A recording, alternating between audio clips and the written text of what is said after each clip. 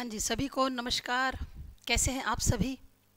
आप सभी का इम्पैक्ट एकेडमी के ऑनलाइन प्लेटफॉर्म पर स्वागत है। आ जाइए सभी, जल्दी से सभी जुड़े, करते हैं अपने टॉपिक को हम लोग स्टार्ट। ठीक है ना? तो चलिए भाई, हम कर रहे हैं हमारा टॉपिक कौन सा? वर्ण का। ठीक है ना? हमारा कौन सा टॉपिक चल रहा है? वर्ण का चल रहा है। तो वर्ण के टॉपिक में हम लोग कहाँ तक कर चुके थे? कल हमने अपनी वर्णमाला को पूरा किया था, है ना? यही बात है ना? कल हमने अपनी वर्णमाला को पूरा किया था। तो आज क्या करते हैं, उससे आगे की बात करते हैं। हमारी वर्णमाला में वर्ण कितने हैं? 52। कल किया था ना हमने, 52 वर्ण हैं। ठीक है ना? उनमें से जो स्वर हैं, 52 वर्णों में जो स्वर हैं वो कितने हैं? 11। स्वर 11 हैं। ठीक है ना? एक मिनट भाई।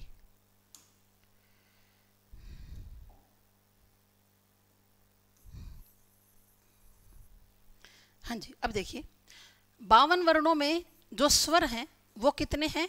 स्वर 11 हैं। उसके बाद अब बात आती है किसकी? व्यंजन की। व्यंजन कितने हैं? 33। और इन 33 व्यंजन में से क्या है? स्पर्श व्यंजन। हमने क्या किया था? स्पर्श व्यंजन। ये कितने हैं? ये 25 हैं। उसके बाद अंतस्थ। अंतस्थ कितने? 4। फिर क्या आया? उष्म। और उष्म भी कितने हैं? 4 हैं। ठीक है ना? उसके बाद प्लस में क्या? यहाँ पर 4 संयुक्त व्यंजन होते हैं। किसमें? हमारी वर्णमाला में। ठीक है ना? 4 क्या हैं? संयुक्त व्यंजन होते हैं। उसके बाद फिर 2 अयोगवा हैं। अयोगवा कितने? 2। और फिर लास्ट में हमने क्या किया था कि जो 2 होते हैं ना लास्ट में, उनको उत्क्षिप्त बोला जाता है। उत्क्षिप्त या फिर द्विगुण या फिर विकसित या फिर विकसित या फिर ताड़न जात वर्ण, या फिर क्या बोलते हैं? ताड़न जात वर्ण बोलते हैं। ठीक है ना? 4 संयुक्त व्यंजन हैं, 2 अयोगवा, 2 उत्क्षिप्त, द्विगुण, विकसित या ताड़न जात वर्ण होते हैं। तो ये हमारे जो 52 वर्णों की वर्णमाला है ना, वो तैयार हो गई। कैसे? 11 और 33 44, 44 और 4 48, 48 और 2 50 और 50 और 2 52। अब हम आगे बात करते हैं किसके बारे में? अब हम बात करेंगे स्वर के बारे में। सबसे पहले बात किसके बारे में करेंगे? स्वर के बारे में। जो स्वर ध्वनियां होती है ना, पहली बात तो क्या, ये अपने आप में पूर्ण होती हैं। ठीक है ना? ये अपने आप में, ठीक है ना, हमने क्या कहा कि ये अपने आप में पूरी होती हैं।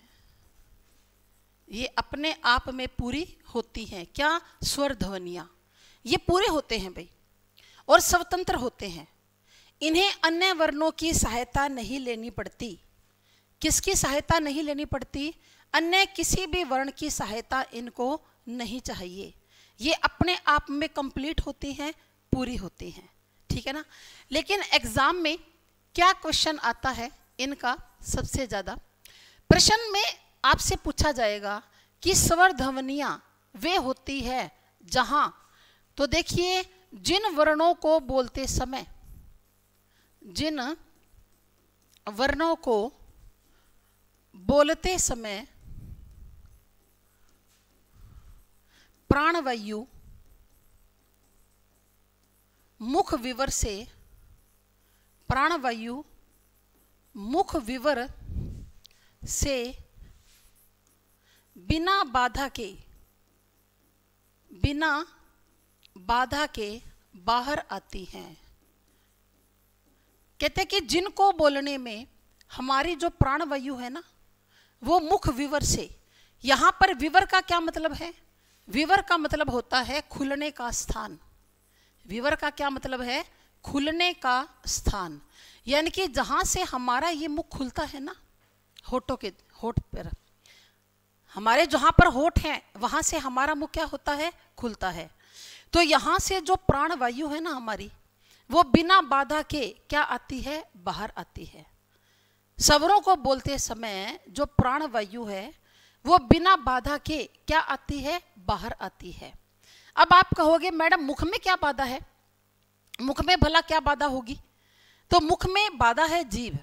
अगर हमारी जीभ कहीं पर अड़ेगी ना तो बाधा होगी, और अगर हमारी जीभ कहीं पर भी कोई भी नहीं अड़ रही है ना, जीभ कहीं पर भी वायु मार्ग में रुकावट नहीं दे रही, तो फिर बिना रुकावट के वायु क्या आएगी, बाहर। जब जीभ ऊपर की ओर उठेगी तभी तो रुकावट पैदा करेगी ना। लेकिन जब हम स्वर को बोलते हैं ना तो प्राण वायु को किसी भी प्रकार की बाधा नहीं होती। क्यों? क्योंकि जो हमारी जीभ है ना वो आराम के मुद्रा में लेटी रहती है, हमारी जीभ आराम के मुद्रा में लेटी रहती है, और वायु को किसी भी प्रकार की कोई बाधा, कोई दिक्कत, कोई रुकावट मुख में नहीं होती। जैसे हम लोग बोलते हैं ना अ, आ, ई, उ, री, ए, ओ, औ, ठीक है ना। आप मेरे साथ बोलकर देखिए, जब आप बोलेंगे तो आपको पता चलेगा कि अकेला ये री है ना, री, इसको बोलते समय जीभ थोड़ी सी ऊपर की ओर जरूर उठेगी, लेकिन कहीं पर भी जीभ ऊपर की ओर तो जरूर उठेगी, लेकिन कहीं पर भी हमारी जो जीभ है वो स्पर्श नहीं करेगी, जीभ कहीं पर भी टच नहीं करेगी भाई, कहीं पर। आप कहोगे मैडम टच कहाँ? जैसे कोई दांतों को, कोई मूर्धा को, कोई तालू को, कहीं पर भी हमारी जीभ टच नहीं करेगी। अब फिर से बोलकर देखिए मेरे साथ, अ, आ, ई, उ, री, ए, ओ, औ, ठीक है ना। तो फिर ये जो हमारे स्वर हैं इनको बोलते समय प्राण वायु बिना बाधा के क्या आती है, बाहर आएगी। फिर अब हम बात करते हैं किसकी, कि जो स्वर जो होते हैं वो कितने प्रकार के होते हैं। तो देखो बच्चों, स्वर दो प्रकार के होते हैं भाई। एक तो होते हैं मूल स्वर और दूसरे होते हैं संधि स्वर, ठीक है ना। एक तो क्या है, मूल स्वर, और दूसरे कौन से होते हैं, संधि स्वर। ये दो प्रकार के हमारे होते हैं। मूल स्वर, मूल मैंने आपको कहा था कल भी कि जब भी हम मूल की बात करें तो आप दो बात याद रखिएगा। पहली बात तो क्या कि मूल उन्हें कहा जाता है जिसकी उत्पत्ति का पता नहीं होता, ठीक है ना। मूल किसको कहते हैं, जिसकी उत्पत्ति का पता नहीं होता। और दूसरी बात क्या कि जिसके खंड या टुकड़े नहीं किए जा सकते। पहली बात तो ये नहीं पता कि वो उत्पन्न कब हुए, दूसरी बात क्या, जिसके खंड या टुकड़े नहीं हो सकते भाई। हम चाहे मूल स्वर की बात कहें, चाहे मूल शब्द की बात कहें, टुकड़े नहीं किए जा सकते, उन्हें हमेशा मूल कहा जाता है। आप मूल को इंग्लिश में क्या बोलते हो, रूट बोलते हो ना, रूट वर्ड होते हैं इंग्लिश के अंदर। और हिंदी में क्या होते हैं, मूल शब्द होते हैं और मूल वर्ण भी होते हैं, ठीक है ना। तो मूल स्वर कितने हैं हमारे, 4। एक तो अ, एक ई, एक उ, और एक कौन सा होता है, री। ये जो 4 होते हैं ना, ये क्या हैं, ये मूल स्वर हैं। ये चारों क्या हैं, मूल स्वर हैं। यानी कि इनकी उत्पत्ति का नहीं पता, ठीक है ना, इनकी उत्पत्ति का नहीं पता। और अगली बात क्या कि इनके टुकड़े नहीं किए जा सकते, ये मूल है भाई। संधि का मतलब क्या होता है, संधि का तो मतलब ही मिलना होता है, ठीक है ना। संधि का मतलब क्या होता है, मिलना। यानी कि जो आपस में मिलने से बने हैं, ये कितने होते हैं, जो हमारे बच गए वो सारे, ठीक है ना। यानी कि जो 7 है ना हमारे, ये क्या है, ये संधि स्वर हैं।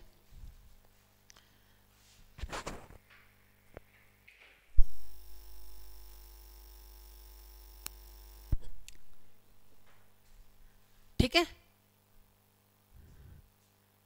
तो ये जो हमारे 7 हैं, ये 7 क्या हैं हमारे, संधि स्वर हैं, ठीक है ना। तो संधि का मतलब क्या, मिलना, यानी कि ये मिलने से बने हैं। मतलब क्या है, ये मिलने से बने हैं। कैसे, आ बन गया ए के साथ ए को मिलाने से। आ कैसे बना, जब ए के साथ किसको मिलाया गया, ए को, तो क्या बन गया, आ बन गया, है ना। और जब ई के साथ ई को मिलाया गया तो क्या बन गई, बड़ी ई, है ना। ई के साथ ई को मिलाया गया तो क्या बन गई भाई, बड़ी ई। क्या बात, मेरा चल नहीं रही, यहां से तो क्लास चल रही है अभी ममता। उसके बाद ऊ, हो सकता है आपके मोबाइल में कोई दिक्कत हो, चेक करो, हमारे यहाँ से बिल्कुल एकदम सही है, ठीक है ना। तो ऊ के साथ ऊ को मिलाया जाए तो क्या बन जाएगा, बड़ा ऊ बन जाएगा। फिर ए कैसे बनेगा, जब ए के साथ ई को मिलाया जाएगा, ए बन जाएगा। और ए कैसे बनेगा, जब ए के साथ इस ए को मिलाया जाएगा, ठीक है ना। और ओ कैसे बनेगा, जब ए के साथ ऊ को मिलाएंगे, ठीक है ना। ए के साथ किसको मिलाएंगे, ऊ को मिलाएंगे। उसके बाद क्या है हमारा, औ, क्या रह गया हमारा, औ। औ कैसे बनेगा, जब ए के साथ ये वाला ओ मिलाएंगे ना तो क्या बन जाएगा, औ बन जाएगा। हम इनको बोलते भी तो ऐसे है ना, कैसे, ए औ, क्या बोलते हैं, ए ए ओ औ। उच्चारण भी ऐसे करते हैं, ठीक है ना। उच्चारण भी कैसे करते हैं, ऐसे ही करते हैं। तो ये जो हमारे साथ है ना, इनको संधि स्वर बोला जाता है। फिर अगली बात क्या, कि यहां पर ए के साथ ए मिला, ई के साथ ई मिली और ऊ के साथ ऊ मिला, तो ये जो तीनों है ना, इनको हम क्या बोलते हैं, समान संधि स्वर। क्या बोलते हैं, समान संधि स्वर। आपसे एग्जाम में पूछा जाएगा कि निम्न में से समान संधि स्वर छांटिए, तो कौन से होंगे, ये तीन, क्योंकि समान समान मिल रहे हैं ना, आपस में एक जैसे मिल रहे हैं, ठीक है ना। और ये जो चार है ना हमारे, अब इनमें तो समान नहीं मिल रहे, तो आप इनको असमान संधि स्वर भी बोल सकते हो या संयुक्त संधि स्वर भी बोल सकते हो, संयुक्त संधि स्वर भी कह सकते हैं। आपसे जैसा भी एग्जाम में पूछा जाए ना, वैसा ही जवाब दे देना। अगर समान संधि स्वर पूछे तो ये तीन हैं, और अगर असमान या संयुक्त संधि स्वर पूछे तो कितने हैं हमारे, ये चार हैं, ठीक है ना। चलिए आगे। उसके बाद देखो, आप लोग एक बात, एक टॉपिक किया करते थे किसके अंदर, 10th क्लास के अंदर, क्या, कि उच्चारण काल के आधार पर, क्या टॉपिक था, उच्चारण काल के आधार पर स्वर कितने प्रकार के होते हैं। तो आप याद करते थे ये 3 प्रकार के होते हैं जी। पहला कौन सा, ह्रस्व स्वर, है के पैर में रे लगा हुआ है। उसके बाद दूसरा करते थे दीर्घ स्वर, ठीक है ना। और तीसरा कौन सा याद करते थे, प्लुत स्वर। याद आया ना आपको, 3 प्रकार के करते थे उच्चारण काल के आधार पर। काल का मतलब यहां पर क्या होता है, काल का मतलब होता है समय, कि जब हम उच्चारण करते हैं ना, प्रोनाउंसिएशन करते हैं, तो उसमें कितना समय लगता है, किसमें कम समय लगता है या किसमें ज्यादा समय लगता है, ठीक है ना। तो उसके आधार पर 3 प्रकार के होते हैं। तो ह्रस्व कौन से हुआ करते थे, कि जिनको बोलने में कम से कम समय लगे, कम से कम क्या लगे, समय लगे, वो कौन से होते थे, ह्रस्व। और दीर्घ का तो मतलब ही बड़ा होता है, दीर्घ का मतलब क्या होता है, बड़ा, यानी कि जिनको बोलने में ह्रस्व से 2 गुना ज्यादा समय लगे, 2 गुना ज्यादा क्या लगे, समय लगे, वो कौन से हुआ करते थे भाई, दीर्घ। और प्लुत कौन से, जिनको बोलने में ह्रस्व से तो 3 गुना और दीर्घ से 2 गुना समय लगे। लेकिन अब प्लुत को स्वरों की श्रेणी से बाहर कर दिया गया है। हिंदी में प्लुत को नहीं माना जाता, संस्कृत में माना जाता है, ठीक है ना। हिंदी में प्लुत को स्वरों की श्रेणी से क्या कर दिया गया, बाहर कर दिया गया है। अब 2 ही माने जाते हैं, एक तो ह्रस्व और दूसरा दीर्घ, ठीक है ना। तो ह्रस्व कौन से, जिनको बोलने में कम से कम समय लगे, और दीर्घ का मतलब क्या कि जिनको बोलने में ज्यादा समय लगे। तो ये जो चारों होते हैं ना, ये ह्रस्व हुआ करते थे। ये जो चारों हैं ये ह्रस्व थे। कौन से, अ, ई, उ और कौन से री, ये चारों कौन से होते थे अभी, ह्रस्व। तो मूल स्वर को ही क्या कहते हैं, ठीक है, कैसे करोगे कि मूल स्वर को ही क्या कहते हैं, ह्रस्व स्वर भी कहते हैं। आप मूल स्वर को ह्रस्व स्वर बोल सकते हैं और संधि स्वर को ही क्या बोलते हैं, दीर्घ स्वर भी बोलते हैं। संधि स्वर को दीर्घ स्वर भी कहा जाता है, ठीक है ना। क्योंकि इन चारों को बोलते समय टाइम कितना लगता है, कम से कम लगता है। चाहे आप बोलकर देख लीजिए, और बोलकर देखेंगे तभी तो पता चलेगा ना, ऐसे तो पता नहीं चलेगा, ऐसे तो रट्टा मारने वाली बात होगी। और रट्टा मारने के लिए थोड़ी ना हम लोग पढ़ रहे हैं, हम तो समझकर, है ना, समझकर याद करने के लिए पढ़ रहे हैं। तो देखो इन चारों को जब आप बोलोगे ना, अ, ई, उ, री, समय ज्यादा नहीं लगेगा। लेकिन जब इनको बोलोगे ना, आ, ई, उ, ए, ऐ, ओ, औ, तो समय क्या लग रहा है, डबल समय लग रहा है। और जो प्लुत है वो कौन से हुआ करते थे, आपको बता दूं, याद आ जाएगा आपको। ओम, हे राम, पुकारने आदि में जिनका प्रयोग किया जाता है वो प्लुत हुआ करते थे। लेकिन अब प्लुत को स्वरों की श्रेणी से हिंदी में, संस्कृत में बाहर नहीं किया, हिंदी में बाहर कर दिया गया है। संस्कृत में तो अब भी 3 ही प्रकार के होते हैं, ह्रस्व, दीर्घ और प्लुत, ठीक है। फिर इसके बाद अब देखिए एक बात और, कि आप लोगों ने छंद का टॉपिक पढ़ा हुआ है ना, छंद का टॉपिक पढ़ा हुआ है, कहाँ पढ़ा था, 10th क्लास में। 10th क्लास में 2 ही छंद होते हैं, एक तो दोहा और दूसरा छंद कौन सा होता है, चौपाई।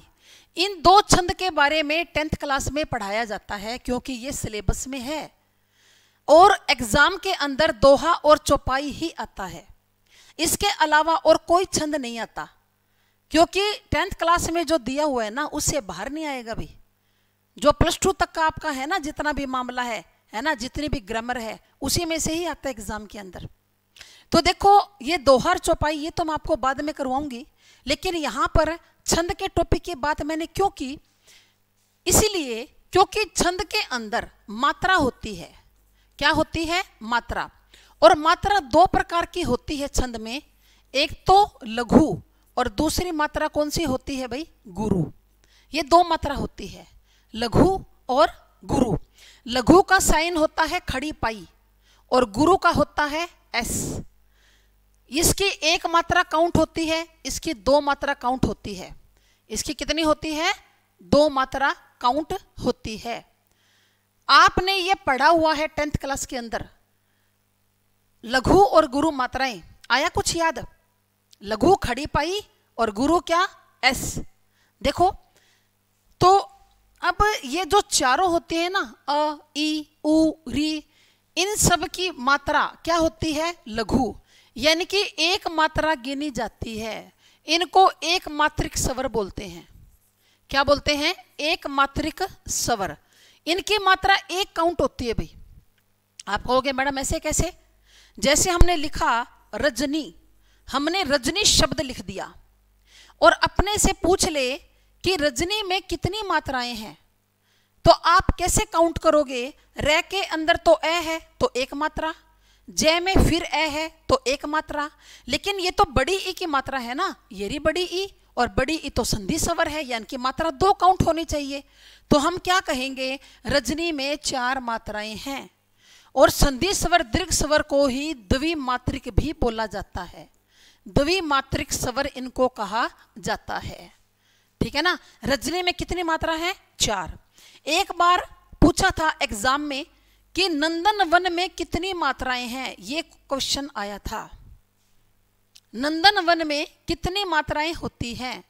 तो देखिए जहां सिर पर बिंदी आ गई ना, मात्रा क्या आ जाएगी, डबल। इस बिंदी की 2 मात्रा लगती है, बाकी सबकी कितनी लगेगी, 1। कितनी हो गई भाई, 6। यही आंसर था कि नंदन वन में 6 मात्राएं होती हैं, ठीक है ना। नंदन वन में कितनी मात्राएं हैं? 6 मात्राएं होती हैं। बाकी मात्रा गिनना मैं आपको छंद के टॉपिक में सिखाऊंगी। अभी हम इसके बारे में ज्यादा बात नहीं करेंगे, क्योंकि हिंदी के अंदर कोई छोटा मोटा सिस्टम थोड़ी ना है। आधे का भी मतलब होता है, कई बार शुरू में आधा आ जाता है, कई बार बीच में आधा आ जाता है, कई बार लास्ट में आधा आ जाता है ना। फिर बिंदी भी होती है, चांद बिंदी भी होती है, विसर्ग भी होती है। तो इन सभी का हमें पता होना चाहिए कि मात्रा को कैसे गिना जाएगा, है ना। मात्रा को कैसे गिना जाएगा। हमने यहां पर लिखा क्या? राम। हमने क्या लिखा? राम। राम में आ में डबल मात्रा और मैं में एक मात्रा कितनी हो गई भाई? 3 हो गई। मात्रा कितनी हो गई? 3 हो गई। तो राम में 3 मात्रा है, ठीक है। इन चारों की एक मात्रा लगती है तो इनको एक मात्रिक बोलते हैं। इन 7 की मात्रा लगती है 2 तो इनको क्या बोलते हैं भाई? द्विमात्रिक बोलते हैं। इसके अलावा इनको मूल स्वर को लघु स्वर भी बोला जाता है। लघु तो मात्रा लगती है तब बोलते हैं। और इनको क्या बोला जाता है? दीर्घ स्वर। इनको क्या बोलते हैं भाई? दीर्घ स्वर इनको बोलते हैं। ये मैंने आपको सारा का सारा ना एक में ही करवा दिया। अलग अलग टॉपिक बनाने की बजाय मैंने एक में ही करवा दिया आपको सारा, ताकि आप पजल ना हो, ठीक है ना। ताकि आप पजल ना हो, आपको ये ना लगे कि ये तो बहुत सारे टॉपिक हो गए और सबका आंसर एक ही एक आता जा रहा है। तो हमें याद करने में आसानी हो जाएगी। कैसे? देखो, मूल स्वर आ जाए, हर्षव स्वर पूछ ले, एक मात्रिक पूछ ले या लघु, तो ये 4 होते हैं। अ, ई, उ, री। और ये इंपॉर्टेंट टॉपिक है, ये मूल स्वर वाला। एग्जाम में ये बार बार आता है कि मूल स्वर छांटिए, मूल स्वर छांटिए, ऐसा बार बार पूछा जाता है। कौन सा मूल स्वर है या कौन सा नहीं है, इनमें कौन सा हर्षव है या कौन सा नहीं है। चल नहीं रही है सर? क्या बात, क्लास नहीं चल रही? चल रही है, हमारी तरफ से ओके है भाई। संधि स्वर, दीर्घ स्वर, द्विमात्रिक स्वर और गुरु स्वर, ये सभी क्या होते हैं? ये 7 होते हैं, ठीक है ना। ये सारे क्या हैं? ये 7 हैं, ठीक है। चले आगे। तो चलिए भाई बढ़ते हैं अगले टॉपिक की तरफ। तो देखिए, अब हम करते हैं कि जीभ के प्रयोग के आधार पर, जीभ के प्रयोग के आधार पर कितने प्रकार के होते हैं स्वर। यह कह रहा है कि जीभ के प्रयोग के आधार पर कितने प्रकार के स्वर होते हैं। तो देखिए, 3 प्रकार के होते हैं। सबसे पहला कौन सा? अग्र स्वर। सबसे पहले होते हैं अग्र स्वर। उसके बाद नंबर 2 पर है मध्य स्वर। नंबर 2 पर क्या है? मध्य स्वर। और नंबर 3 पर कौन से होते हैं? पश्च स्वर। नंबर 3 पर है पश्च स्वर। अगर का मतलब अगला, मध्य का मतलब बीच का, और पश्च का मतलब पीछे, है ना। पश्च का मतलब होता है पीछे, अगर का मतलब अगला, है ना। मध्य का मतलब बीच का और पश्च का मतलब क्या? पीछे। ये 3 प्रकार के होते हैं। तो अग्र स्वर होते हैं कौन कौन से? ई, ए और ऐ। ये 4 जो है ना, ये हिंदी में अग्र स्वर होते हैं भाई। ये 4 हिंदी में अग्र स्वर होते हैं। आप मेरे साथ साथ बोलकर देखिए कि इन चारों को बोलते समय हमारी जीभ की जो नोक है ना, वो एक्टिव हो जाएगी। एक्टिव माना सक्रिय। जीभ की नोक क्या हो जाएगी? एक्टिव हो जाएगी। जैसे आप बोलकर देखो मेरे साथ साथ, ई, ए, ऐ। और जीभ का जो अगला भाग है ना, यानी कि जो जीभ की नोक है, वो हल्की सी ऊपर की ओर उठेगी। नीचे वाले जो दांत है, इनके के पीछे के भाग को रगड़ खाती हुई ऊपर की तरफ उठेगी थोड़ी थोड़ी। बोलकर देखिए, ई, ए, ऐ, है ना। है ना, आपकी जीभ की नोक सक्रिय, एक्टिव हो गई ना।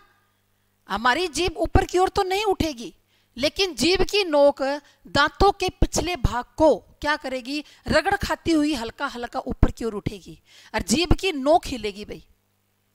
अगर आप मेरे साथ बोलकर देखोगे तो अब जितना भी मैं आपको वर्ण का टॉपिक करवाऊंगी आपको मिनटों में समझ में आ जाएगा, और ना ही कभी आप उसको दोबारा कभी भूलोगे। अगर रट्टे मारोगे तो ये इस तरह का टॉपिक है, आगे भी जो हमारा चलेगा कि ये संवृत, विवृत, अर्धविवृत, संवृत, इस तरह से बहुत लंबी चौड़ी कहानी है, वो भूल जाओगे। अगर बोलकर देखोगे तो नहीं भूलोगे, क्योंकि हम जिस चीज को प्रैक्टिकली कर लेते हैं ना उसको फिर भूलने के चांसेस कम हो जाते हैं। तो बोला मेरे साथ, ई ए आए। जीभ हिल रही है, जीभ की नोक और दांतों के पिछले भाग को क्या कर रही है, रगड़ खा रही है, ठीक है ना। उसके बाद मध्य स्वर, मध्य स्वर एक ही होता है और वो क्या, अ। और याद रख लेना अ को केंद्रीय स्वर भी कहा जाता है। अ को क्या कहा जाता है, केंद्रीय स्वर भी कहा जाता है। कैसे, बोलकर देख लो। अ हमारी जीभ कुछ नीचे की ओर चली गई भाई, हमारी जीभ है ना कुछ नीचे की ओर चली गई। देखो एक तो बोलो ई ए अ को बोलोगे तो जीभ थोड़ी नीचे की तरफ चली जाती है ना। जीभ कहाँ चली जाती है, थोड़ी नीचे की तरफ चली जाती है, यानी कि मध्य। इसको मध्य स्वर भी बोलते हैं और केंद्रीय स्वर भी बोलते हैं। उसके बाद जो बच गए ना हमारे, कौन कौन से बच गया, आ बच गया, फिर ऊ बच गया, बड़ा ऊ, और ओ और औ। आप कहोगे मैडम री भी बच गया। आप कहोगे मैडम री को क्यों नहीं लिया आपने, क्योंकि री को उच्चारण में शामिल नहीं किया जाता। देखो याद रख लेना, अगर आपसे ये पूछा जाए क्या कि उच्चारण काल के आधार पर, क्या पूछा जाए कि उच्चारण काल के आधार पर स्वर कितने प्रकार के होते हैं, तो आपने कहना है 2 प्रकार के। अगर आपसे ये पूछा जाए क्या कि उच्चारण के आधार पर स्वर कितने हैं, उच्चारण के आधार पर, उच्चारण के आधार पर, वो काल ना लगाए साथ में, तो आप कितने कहोगे, 10 हैं। यानी कि उच्चारण में री को शामिल नहीं किया जाता कभी भी। उच्चारण में किसको शामिल नहीं किया जाता, री को। री का प्रयोग हिंदी में नहीं होता, री का प्रयोग संस्कृत में होता है। अगर कोई शब्द री से बना है, जैसे सप्तऋषि, ऋषभ, है ना, ऋण, इस तरह का कोई भी शब्द जो री से बना है वो हमेशा संस्कृत का होता है, वो हिंदी का कभी भी नहीं होता। जिसमें री की मात्रा लगी हो, जैसे मृग, धृत, कृष्ण, कृपण, कृपा, ऐसा शब्द हमेशा संस्कृत का होगा, हिंदी का नहीं होगा। हिंदी में री का प्रयोग नहीं होता, इतनी बात ध्यान रख लेना भाई। री का प्रयोग कभी भी हिंदी में नहीं होता। यानी कि जब हम उच्चारण करते हैं ना, वो स्वर हमारे 10 ही हैं, री को इसमें शामिल नहीं किया जाता। आप लोगों ने 12 खड़ी सुनी है, सबने सुनी, क्या पढ़ी भी होगी 12 खड़ी। 12 खड़ी में क्या होते हैं, एक री नहीं होता, बाकी 10 स्वर होते हैं। 12 खड़ी में क्या होता है, 10 तो स्वर हैं और प्लस में 2 क्या है 12 खड़ी के अंदर, ए योग वाह। ए योग वाह तो आप जानते हो, ए योग वाह कौन कौन सा, एक तो अंग और दूसरा कौन सा, ए, ये दोनों होते हैं और 10 स्वर होते हैं। सुनिए ना 12 खड़ी कौन सी होती है, कै का, की, कू कू, के कै, को कंक है, खे खा, खी खू खू, खे खे, खो खो खंक है।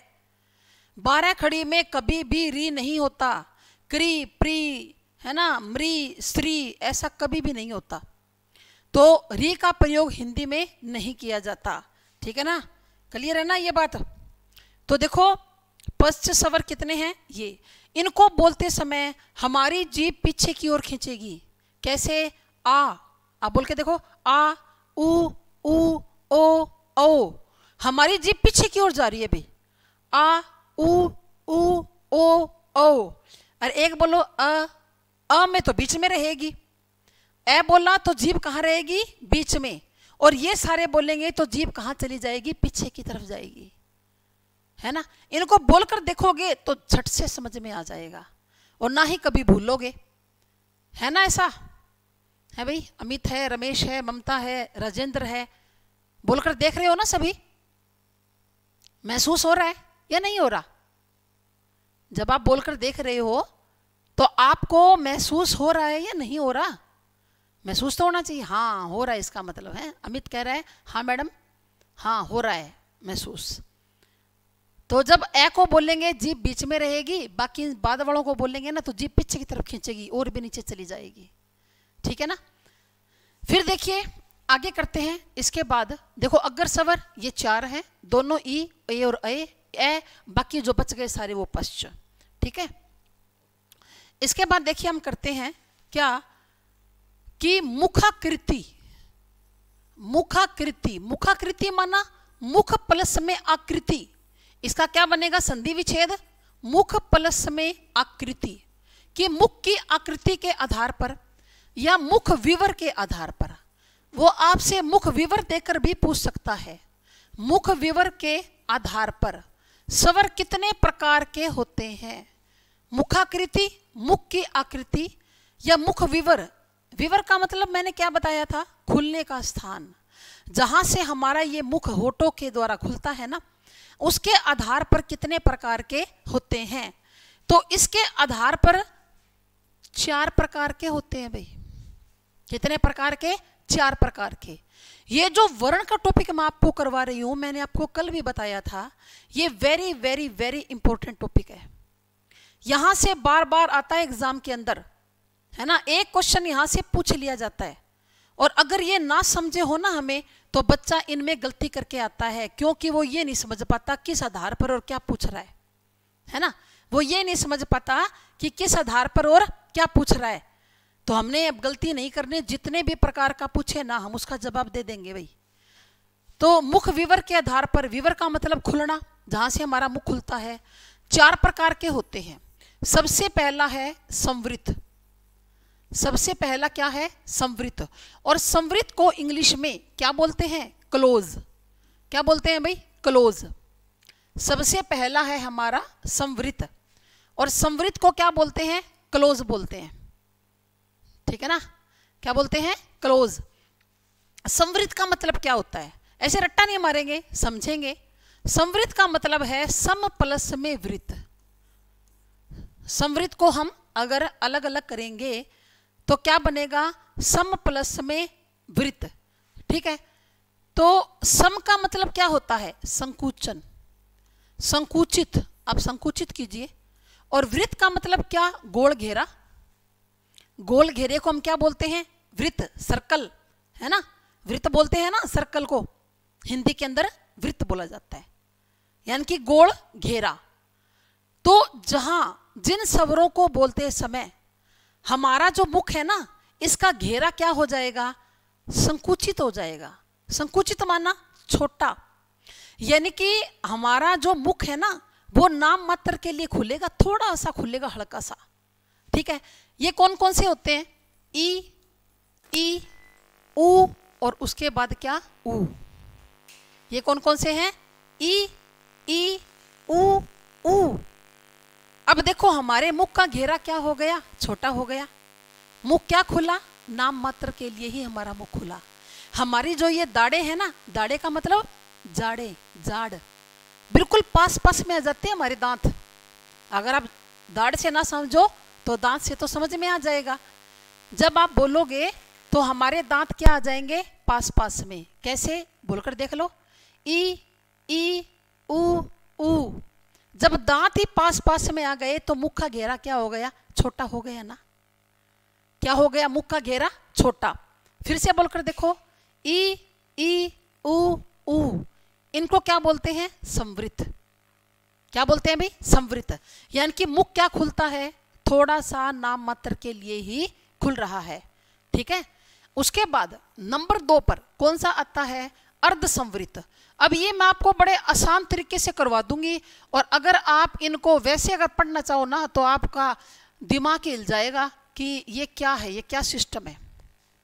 होता है ना ऐसा, अगर हम समझ के ना करें तो हमें समझ में नहीं आता। फिर रट्टा कितने दिन चलेगा भी? हाफ क्लोज, है ना। अर्ध संवृत का मतलब क्या है? Half close. हाफ क्लोज का मतलब कि हमारा मुख है ना, इससे थोड़ा ज्यादा खुलेगा। हमारा मुख जो है इससे क्या खुलेगा, थोड़ा ज्यादा खुलेगा। वो क्या होते हैं, वो हाफ क्लोज होते हैं, है ना। जैसे हमने कहा यहां पर ए और ओ, ठीक है ना। जैसे हम क्या कहते हैं, ए ओ, देखो पहले तो ये चार ऊपर वाले बोलो, ई ऊ ए ओ, मुख थोड़ा ज्यादा खुल गया ना। ए और ओ को बोलने में मुख क्या खुला, थोड़ा सा ज्यादा खुल गया। तो जहां पर इससे थोड़ा ज्यादा मुंह खुल जाएगा वो कौन से होते हैं, अर्धसंवृत। नंबर 3 पर क्या, विवृत। नंबर 3 पर कौन सा होता है, विवृत। और विवृत को क्या कहेंगे हम इंग्लिश में, ओपन। ओपन का मतलब जिनको बोलने में मुख सबसे ज्यादा खुलता है। पहले विवृत का मतलब समझ लो, है ना। वी का मतलब यहां पर क्या लगेगा, वी का मतलब है बड़ा, वी का मतलब बड़ा या विस्तृत, और वृत्त का मतलब घेरा। यानी कि जिनको बोलने में मुख का घेरा क्या हो जाएगा, विस्तृत, यानी कि बड़ा हो जाएगा, फैल जाएगा। और ये आप सबको आता है, ये आता है आप सबको। कौन सा होता है भला, आ। कौन सा होता है, आ को बोलने में मुख सबसे ज्यादा खुलता है। आप किसी छोटे बच्चे को कोई चीज खिलाते हैं या दवाई देते हैं, हम लोग देते हैं ना, तो कैसे बोलते हैं, आ कर, ऐसे बोलते हैं ना, आ कर। हम कभी ये तो नहीं बोलते ई कर, ऊ कर, री कर, ओ कर, ऐसे तो नहीं बोलते। हम सीधा यूं बोलते हैं, कोई भी चीज खिलानी हो, आ कर, आ ऐसे करो, आ ऐसे बोलते हैं बच्चे को, है ना। तो आ के उच्चारण में हमारा मुख क्या खुलता है, सबसे ज्यादा खुलता है। तो आ कौन सा स्वर है, आ विवृत स्वर होता है। यानी कि जिस स्वर के उच्चारण में हमारा मुख का घेरा सबसे ज्यादा बड़ा होता है, आ, है ना। उसके बाद देखिए नंबर 4 पर, नंबर 4 पर कौन सा आ जाएगा, अर्धविवृत। ये बड़े आसान है, इनमें कुछ नहीं है, इनके शब्द ही थोड़े से भयंकर है ना। तो इनमें है कुछ भी नहीं। जैसे कहते हैं ना कि नाम तो बड़े हैं और दर्शन छोटे हैं। भाई दर्शन में कोई ज्यादा खास बात नहीं है, नाम ही बड़े हैं बस। विवृत, संवृत और अर्धसंवृत, नाम तो देखो बड़े भयंकर से हैं, है ना। लेकिन इनके अंदर कुछ भी नहीं है। अगर एक बार ढंग से समझ लिया ना तो पेपर में कभी भी गलत नहीं करोगे भाई। हाफ ओपन यानी कि मुख का घेरा इससे छोटा हो जाएगा। अरे जो बच गए सारे रख दो, इसको तो याद करने की जरूरत ही नहीं है। अ, ए, औ, ठीक है ना। ये कौन से होते हैं, अ, ए, औ। अब आप ये सोचोगे कि मैडम जो आपने करवाया है हाफ क्लोज या हाफ ओपन, इसमें फर्क क्या है। ये तो आधा बंद या आधा खुला, बात तो एक ही है। इसमें फर्क क्या है, इन दोनों में फर्क ये है, ध्यान से समझो मेरी बात। जब इनको बोलते हैं तो मुख सबसे कम खुलता है, इससे ज्यादा इसमें खुलेगा, और इससे ज्यादा इसमें खुलेगा, और सबसे ज्यादा इसमें खुलेगा। ये बारी बारी खुलेंगे इस तरह से, समझ में आया। सबसे बड़ा छोटा मुख कहाँ खुलता है, इनको बोलते समय। इनको बोलेंगे तो इससे ज्यादा खुल जाएगा, इनको बोलेंगे तो उससे ज्यादा खुल जाएगा, और इसको बोलेंगे तो सबसे ज्यादा खुल जाएगा। अब बोलकर देखें क्या, बोल लें एक बार, तो बोलिए। पहले इसको बोलो, मैं यहां पर ये रखती रहूंगी मार्कर, और आप बोलते रहो। ई ऊ ए ओ, अ ए ओ आ। बाकी बोलकर देख लेना, समझ में आ जाएगा, है ना। थोड़ा सा बोलकर देखोगे तो समझ में आ जाएगा। और दूसरी बात, कई बार ना बच्चे मन ही मन में बोलते हैं, ठीक है ना। मैं ऑफलाइन भी क्लास लेती हूँ ना जब एकेडमी में यहाँ, तो बच्चे मन ही मन में बोल जाते हैं, यू करते बैठे बैठे, अ ई ओ, और फिर कहते ना मैडम मुख का घेरा इसमें तो उतना ही है। थोड़ा सा जब तक आप जोर से नहीं बोलोगे ना तब तक आपको ये बात समझ में नहीं आने वाली भी। थोड़ा सा आपको ऊंचा बोलना पड़ेगा, अरे तभी तो मुख के घेरे की बात पता चलेगी। ऐसे मन ही मन में गुण गुण गुण गुण गुण करते रहो चाहिए, उससे तो कुछ भी समझ में आने वाला नहीं है। हाँ जी, क्लियर है ना टॉपिक, बढ़े आगे चले, चलो जी। उसके बाद अगला है हमारा होठों की आकृति के आधार पर, होठों की आकृति के आधार पर कितने प्रकार के होते हैं? जो हमारे होठ है ना, इनकी आकृति के आधार पर, या ओष्ठाकृति भी आप लोग लिख सकते हो। ओष्ठाकृति बात तो एक ही है। होठों की आकृति के आधार पर दो प्रकार के होते हैं, एक तो वृत्ताकार, ठीक है, और नंबर 2 पर कौन सा होता है भाई? अवृत्ताकार। वृत्ताकार और अवृत्ताकार। अब नाम से पता चल रहा है वृत्त का आकार। अवृत्ताकार मतलब वृत्त नहीं बनाता। जब आ लग गया ना मूल शब्द से पहले, तो किसका भाव बताएगा? हमेशा नहीं का। देखो भाई ध्यान से सुनो कि ए क्या है। अगर ए किसी भी शब्द के आगे आकर जुड़ जाए, हमेशा नहीं का भाव बताएगा भाई। जैसे जैसे आप लोग लिखते हो ना अधर्म, अधर्म, या हम लोग लिखते हैं अन्याय। हम लोग क्या लिखते हैं जहां पर? अन्याय, ठीक है। या हमने लिखा क्या कि अकर्मक, या लिख दिया असत्य। तो यहां पर ए आगे लग गया, हमेशा ना का भाव बताएगा। अधर्म नहीं है जहां पर धर्म, नहीं है जहां पर न्याय, नहीं है जिस क्रिया में कर्म, और नहीं है जो सत्य। हाँ जी बिल्कुल, नमस्कार जी, बिल्कुल नमस्कार, गुड आफ्टरनून। बिल्कुल राहुल, आ रहा है ना सबको समझ में अच्छी तरह से? ठीक है ना, आ रहा है? क्या कर रहे हो? कमेंट नहीं कर रहे? नोट्स बना रहे हो? नोट्स बना रहे हो क्या साथ साथ में? क्योंकि जब ऑनलाइन पढ़ाते हैं तो कई बार बच्चे ऐसे बोलते हैं, जब मैं कहती हूँ ना अरे कमेंट नहीं कर रहे, तो बच्चे कह देते हैं कि मैडम हम तो नोट्स बना रहे हैं, अगर कमेंट करेंगे तो लिखना रह जाएगा। हाँ भाई ये बात तो सही है, अगर नोट्स बना रहे हो तो कमेंट तो फिर नेचुरल सी बात है कम ही होंगे, है ना। अच्छा नोट्स बना रहे हो, वेरी गुड। और जो जितनी भी हिंदी में आपको ये सारी करवाऊंगी ना, आप नोट्स बनाते रहिए अपने। आपको किसी भी और दूसरी अदर बुक की जरूरत नहीं पड़ेगी भी, ये पक्की बात है। समझ आ रहा है? वेरी गुड, बहुत अच्छी बात है भाई। आपको किसी भी अदर बुक की जरूरत नहीं पड़ेगी फिर, अगर आपने ये वाले नोट्स बना लिए जो मैं आपको बनवा रही हूँ। हम पूरी हिंदी के मैं आपको मैं करवाऊंगी, पूरी हिंदी के नोट्स बना लो, और आपके पास सबसे बेस्ट जो नोट्स है ना वो बनकर तैयार हो जाएंगे। आप चाहे कोई भी पेपर दे देना, उसके बाद इससे बाहर हिंदी नहीं आएगी, ये पक्की बात है। क्योंकि मैं जब हिंदी करवाती हूँ ना बच्चों को, तो चाहे 4 लेक्चर फालतू ले लूँ, पर मैं करवाती ऐसा हूँ कि भाई कोई भी एग्जाम दे दो, कोई भी टॉपिक छोड़ती नहीं, मैं अपनी तरफ से सारा करवा देती हूँ। सही है ना? चाहे 4 लेक्चर फालतू लग जाए वो कोई बात नहीं, फालतू लेक्चर की तो बच्चों को समझ में आना चाहिए। ऐसा ना हो कि बीच में आप कुछ छोड़ दें और एग्जाम में वहां से आ जाए, फिर आप सोचो क्या फायदा हुआ फिर कोचिंग लेने का। जब हमारा हिंदी के अंदर ये 2 नंबर कट गए या 3 नंबर कट गए, तो फायदा है क्या फिर कोचिंग लेने का, है ना। तो देखो वृत्ताकार मतलब बड़ा वृत्त घेरा बनाता है।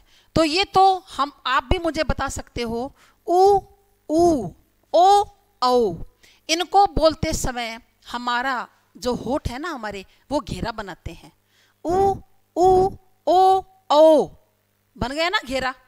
और जो बच गए सारे, यानी कि जिनको बोलते समय घेरा नहीं बनता, हमारे होठ फैले हुए रहते हैं, ठीक है ना।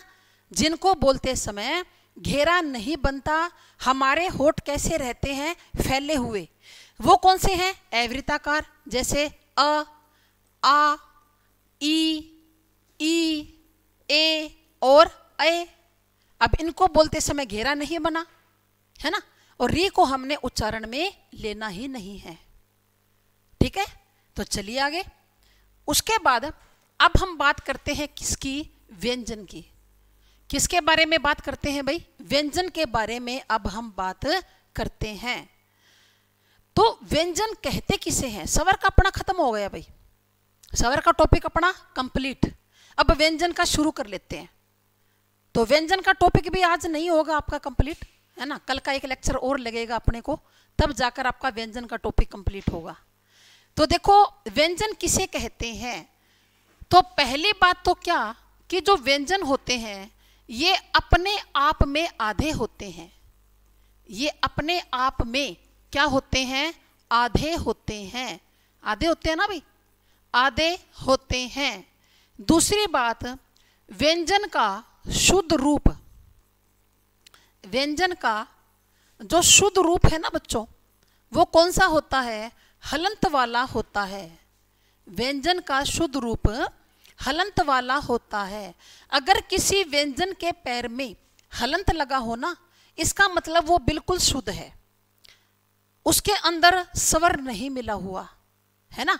जैसे आप लोग लिखते हो ना विद्यालय, ऐसे लिखते हो विद्यालय, तो विद्यालय में अब इसमें तो छोटी ई लगी, यहां पर आ लगा हुआ है, यहां पर ए और यहां पर भी क्या ए। अब इसके अंदर कुछ नहीं मिला हुआ, इसके अंदर द के अंदर कुछ नहीं मिला हुआ। कुछ का क्या मतलब? स्वर नहीं मिला हुआ। हमें कैसे पता चला? क्योंकि पैर में क्या लगा हुआ है? हलंत लगा हुआ है। शुद्ध रूप हलंत वाला होता है। उसके बाद व्यंजन को पूरा करने के लिए किसकी सहायता चाहिए? इन्हें पूरा करने के लिए, इन्हें पूरा करने के लिए स्वरों की सहायता चाहिए। ठीक है ना, स्वरों की सहायता चाहिए। अगर हम इन्हें पूरा करना चाहते हैं ना, तो अपने को सहायता किसकी लेनी पड़ेगी? स्वर की। ये स्वर की सहायता से पूरे किए जाते हैं। ठीक है, फिर आगे हम करते हैं कि व्यंजन के अंदर सबसे पहले कौन से आते हैं? स्पर्श व्यंजन। सबसे पहले कौन से आएंगे? स्पर्श व्यंजन आएंगे। स्पर्श, स्पर्श का मतलब क्या होता है? छूना। क्या मतलब होता है? छूना, यानी कि टच करना। ठीक है ना, स्पर्श का मतलब क्या होता है? छूना, टच करना। तो स्पर्श व्यंजन किसे कहते हैं? ठीक है ना, कि जिन वर्णों के उच्चारण में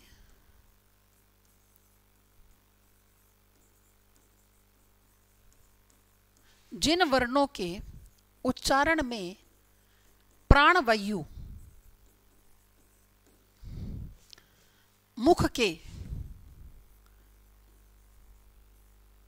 मुख के अलग अलग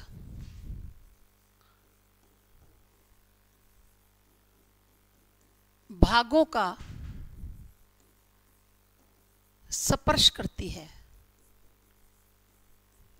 मुख के अलग अलग भागों का क्या करती है? स्पर्श करती है। कि जिनके उच्चारण में जो प्राणवायु है ना हमारी, वो मुख के अलग अलग भागों का स्पर्श करती है और वहां पर अपना दबाव बनाती है। मुख के अलग अलग भाग अलग अलग है, अंदर उच्चारण स्थान करेंगे अभी हम, उनके ऊपर अपना दबाव बनाएगी, उनको क्या करेगी? टच करेगी, स्पर्श करेगी। ठीक है ना, ये कितने होते हैं? 25। कहां से कहां तक? क से कहां तक? म तक। क से म तक ये 25 होते हैं भी। ठीक है ना, क से म तक कितने होते हैं? 25। तो लिखकर देख लेते हैं कौन कौन से हैं। क, ख, ग, घ, अंग। उसके बाद च, छ, ज, झ और य। ठीक है, फिर है हमारा ट, ठ, ड, ढ और अण। फिर आता है त, थ, द, ध और न।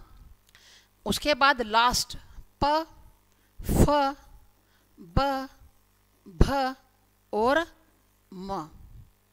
ठीक है ना, प, फ, ब, भ और म, ये 25 होते हैं भाई। ये 25 हमारे स्पर्श व्यंजन हैं। ठीक है ना, इनका उच्चारण करने में जो हमारी प्राणवायु है ना, वो मुख के अलग अलग भागों पर क्या बनाएगी? अपना प्रेशर बनाएगी भाई। मुख के अलग अलग भागों पर क्या बनाएगी? प्रेशर बनाएगी। अब आप कहोगे मैडम मुख के अलग अलग भाग कौन से हो गए? तो देखो, जो हमारा मुख है ना, इसके अंदर सबसे पहले क्या आता है? कंठ। सबसे पहले क्या है? कंठ। जब प्राणवायु फेफड़ों से निकल कर आती है ना, तो कंठ के रास्ते से होती हुई मुख द्वार से बाहर निकाल दी जाती है। ठीक है ना, तो कुछ वर्ण ऐसे होते हैं जिनको बोलते समय क्या होता है कि हमारे कंठ के अंदर प्राणवायु क्या बना रही है, अपना दबाव बनाती है। जब हम बोलते हैं ना तो हमारे कंठ के अंदर प्रेशर बनता है, वायु का, हवा का प्रेशर बनता है। वो कौन से होते हैं, वो हमेशा कंठे होते हैं भाई। तो ये जो हमारी कै वाली लाइन होती है ना, क ख ग घ घ, ये हमेशा कंठे माने जाते हैं, क्योंकि इनको बोलते समय प्राणवायु कंठ में क्या बनाएगी, दबाव। आप बोलकर देखिए मेरे साथ, तब पता चलेगा। कैसे बोले, यहां पर थोड़ा सा हल्का सा आप हाथ भी रख सकते हो, आपको और भी जल्दी समझ में आ जाएगा। क ख ग घ अंघ, यहां पर कंपन है और वायु का क्या है, दबाव है। चाहे आप हाथ हटाकर बोल लो, क ख ग घ अंघ, यहां पर वायु क्या बना रही है, अपना दबाव, अपना प्रेशर बना रही है भाई। कहां पर, कंठ में। तो जो ये क ख ग, ये पांचों के पांचों कंठे होते हैं भाई। ठीक है। उसके बाद नेक्स्ट अगला हमारा कौन सा है, तालु। अगला क्या है, तालु। अब तालु किसे कहते हैं, जो हमारे जीभ के ऊपर छत लगी हुई है ना, हम तो इस सारी छत को ही तालु बोलते हैं अपनी भाषा में। ये सारा तालु नहीं होता, जो जीभ के ऊपर छत लगी हुई है, इसके पीछे का भाग तो तालु होता है, और आगे का भाग क्या होता है, मूर्धा। आप कहोगे मैडम मूर्धा क्या, जो हमारे ऊपर वाले दांत है ना, इनसे पीछे का भाग, जस्ट पीछे का, वो तो मूर्धा होता है, और उससे पीछे का क्या है, वो तालु है। ठीक है ना, ये सारा तालु नहीं कहा जाता। क्या है, पीछे का भाग तालु और आगे का भाग क्या, मूर्धा। तो देखिए ये तालव्य वर्ण होते हैं। च वाली लाइन क्या होती है, तालव्य। जब आप इन पांचों को बोलोगे तो हमारी जीभ ऊपर उठकर, ऊपर उठेगी जीभ और तालु को टच करेगी, और जो हवा है ना, वो तालु के पीछे क्या बनाएगी, अपना प्रेशर बनाएगी, हवा का दबाव रहेगा, और जैसे ही जीभ हटेगी ना, हवा बाहर निकल जाएगी, है ना। तो व्यंजनों को बोलते समय हम यही तो करते हैं, पहले तो कोई रुकावट खड़ी करते हैं, और रुकावट हटाने के बाद वायु निकल जाएगी, और वायु के साथ ही ध्वनि भी निकलेगी, है ना। क्या कहा मैंने, फिर से सुनो। पहले कोई रुकावट खड़ी करते हैं, फिर उस रुकावट को हटाएंगे, और जब रुकावट हट जाएगी ना, तो मुख से जैसे ही वायु बाहर आएगी, साथ में ध्वनि भी निकलेगी। तो आप बोलकर देखिए, च छ ज झ य, है ना। फिर से बोलो, च छ ज झ य। आप देखो जैसे आपकी जीभ नीचे आ रही है ना, तालु को टच करके, वैसे ही आवाज निकल रही है, क्योंकि बाधा को हटाएंगे तभी तो आवाज आएगी, जब रुकावट को नहीं हटाएंगे। अब जैसे देखो, अब पानी बह रहा है और आपने आगे बांध लगा दिया, तो और पानी थोड़ी ना आएगा। रुकावट को हटा दो, बांध को हटा दो, पानी बह जाएगा। तो जो वायु आ रही है ना, रुकावट को हटाइए तो वायु बाहर आएगी। ठीक है। उसके बाद अगला हमारा क्या है, मूर्धा। अगला क्या है भाई, मूर्धा। तो ये जो ट वाली लाइन होती है ना, ये मूर्धन्य होती है। ट वाली लाइन क्या होती है, मूर्धन्य। अब एक बार तो इनको बोलो और एक बार इनको बोलो, फर्क 1 मिनट में समझ में आ जाएगा। बोलिए क्या, ट ठ ड ढ ण। अब इनको बोलो, च छ ज झ य, ट ठ ड ढ ण। समझ में आ गया ना। इनको जब बोल रहे हैं ना, तो जीभ पीछे की तरफ जा रही है, लेकिन ट वाली लाइन को बोल रहे हैं तो जीभ आगे की तरफ आ रही है। जब ट वाली लाइन को बोल रहे हैं तो जीभ आगे की तरफ टच कर रही है। और यही प्रश्न, ये जो प्रश्न है ना, जो मैंने आपको अभी करवाया है, यही ग्राम सचिव में आया था। ये प्रश्न है ना, कितने बच्चों ने ग्राम सचिव का पेपर देखा था, आया था ना ये वाला। क्या पूछा था ग्राम सचिव के एग्जाम में, इनमें से मूर्धन्य वर्ण छांटिए। 4 पेपर हुए थे ना ग्राम सचिव के, मॉर्निंग इवनिंग शिफ्ट में। एक पेपर में यह क्वेश्चन पूछा गया था, क्या कि इनमें से मूर्धन्य वर्ण छांटिए, और ऑप्शन में, हाँ जी आपने देखा है पेपर, ठीक है। तो ऑप्शन में क्या था, ट, और ट को चूज करना था। ठीक है। उसके बाद देखिए, मूर्धा के बाद आगे क्या है, दंत। दंत, इसको तो समझाने की जरूरत ही नहीं, दंत है दांत। हमारी जो जीभ है ना, वो ऊपर वाले दांत को टच करेगी, और जैसे ही जीभ को हटाएंगे ना, आवाज निकलेगी, है ना। जैसे बोलकर देखो, त थ द ध न, त थ द ध न। तो ऊपर वाले दांत को जीभ क्या कर रही है, स्पर्श कर रही है, ठीक है। उसके बाद दंत के बाद आगे क्या है, ओष्ठ या होठ, ठीक है। और इसको क्या बोलते हैं, ओष्ठ्य वर्ण। ओष्ठ्य यानी कि जब हम अपने दोनों होठों को परस्पर मिलाते हैं और मिलाकर जब अलग करते हैं तो ध्वनि निकलेगी। बोलकर देखिए, प फ ब भ म, ठीक है ना। तो ये पांचों क्या होते हैं, ये ओष्ठ्य होते हैं। ये पांचों क्या होते हैं, ओष्ठ्य। तो जिनकी ध्वनि कहां से निकलती है, ओष्ठ के द्वारा। तो अभी तो हमने 5 के बारे में बात की है, लेकिन बाद में मैं आपको ये डिटेल से करवाऊंगी, क्योंकि उच्चारण स्थान बच्चों 5 नहीं होते, 9 होते हैं। अब तो हमने 25 का ही तो किया उच्चारण स्थान, बाकी तो सारा ही वर्णमाला रह गई हमारी, अंतस्थ रह गए, उसम रह गए, स्वर रह गए, बाकी तो सारा सिस्टम पड़ा है अपना। तो उच्चारण स्थान का टॉपिक बाद में करेंगे। अभी यहां पर केवल स्पर्श व्यंजन की बात चल रही है हमारी। 9 होते हैं, इतना आपको समझ में आ गया। बाकी 4 हैं, उनमें तो कुछ है ही नहीं, वो तो 1 मिनट का काम है, आपको तभी समझ में आ जाएगा, ठीक है ना। फिर एक बात और, ये जो स्पर्श व्यंजन होते हैं ना, इनको वर्गीय व्यंजन भी कहा जाता है। क्या कहा जाता है, वर्गीय व्यंजन। आपसे पूछ लिया जाए कि हिंदी में वर्गीय व्यंजन कितने हैं, कितने कहोगे, 25। क्योंकि स्पर्श व्यंजन और वर्गीय व्यंजन इनमें कोई फर्क नहीं है भाई, है ना, वर्ग बनाते हैं ये। तो ये वर्ग कैसे बनाते हैं, जो इनका पहला वर्ण होता है ना, उसके आधार पर इनका नाम होता है क वर्ग, ठीक है। और इसको हम लोग क्या कहेंगे, इसको क्या कहेंगे भाई, 1 मिनट भाई, ये हमारा कौन सा है, च वर्ग, ठीक है। ये है हमारा ट वर्ग, ये फिर त वर्ग, और ये कौन सा है, प वर्ग। इनका जो पहला वर्ण होगा उसके आधार पर इनका नाम रखा जाता है, क वर्ग, च वर्ग, ट वर्ग, प वर्ग और त वर्ग। तो वर्ग अगर पूछे वर्गीय व्यंजन, वर्गीय व्यंजन, तो आप कितने कहोगे, 25, वही क से म तक। और अगर पूछ ले हिंदी में वर्ग कितने हैं, तो कितने बताओगे, 5। वर्ग कितने हैं, 5, ठीक है। तो आज के लिए मेरे ख्याल से काफी होगा इतना, है ना। आगे करेंगे कल, अगली क्लास में हम इसको आगे करते हैं। अभी हमारा ये टॉपिक खत्म नहीं हुआ, अभी इसके अंदर कई बातें और हैं जो मैंने आपको बतानी है, जहां से एग्जाम में बार बार प्रश्न आता है, ठीक है। तो आप सभी का थैंक यू, धन्यवाद। जय हिंद, जय भारत।